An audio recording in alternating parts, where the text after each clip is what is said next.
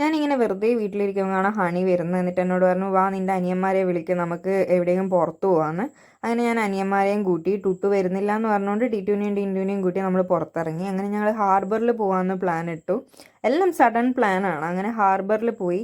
ഞാൻ തലായി കടപ്പുറത്ത് വന്നിട്ടുണ്ടെങ്കിലും ഹാർബറിൽ ഇതുവരെ വന്നിട്ടുണ്ടായിരുന്നില്ല.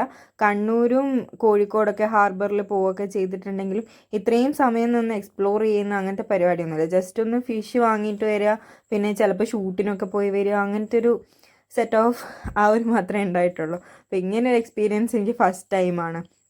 അവർ മീൻ പിടിച്ചിട്ട് വരുന്ന ആൾക്കാർ ആ ബോട്ടിനെ എങ്ങനെ കരക്കടുപ്പിക്കുന്നു, അതിലുള്ള ആൾക്കാരുടെ കയ്യിലുള്ള എല്ലാവരുടെയും കയ്യിലുള്ള ഓരോ കുഞ്ഞു കുഞ്ഞു കവറിലുള്ള മീനുകൾ, അവരുടെയൊക്കെ മുഖത്തുള്ള എക്സ്പ്രഷൻ, പെട്ടെന്ന് വീട്ടിലെത്തണം, ഓടിപ്പോകുന്നു, അതൊക്കെ കാണുമ്പോൾ ഇതൊക്കെ ഞാൻ ആദ്യമായിട്ടാണ് എക്സ്പീരിയൻസ് ചെയ്യുന്നത്. ഇങ്ങനെ പോയിട്ട് ആ ഒരു കാഴ്ച ഞാൻ ആദ്യമായിട്ട് എക്സ്പീരിയൻസ് ചെയ്യുന്നത്. അതുകൊണ്ട് തന്നെ ഞാൻ മാത്രമല്ല, ഹണിയും ഫസ്റ്റ് ടൈം ആയിരുന്നു. അപ്പോൾ നമുക്ക് രണ്ടാൾക്കും അത് ഭയങ്കര ക്രേസ് ആയിരുന്നു.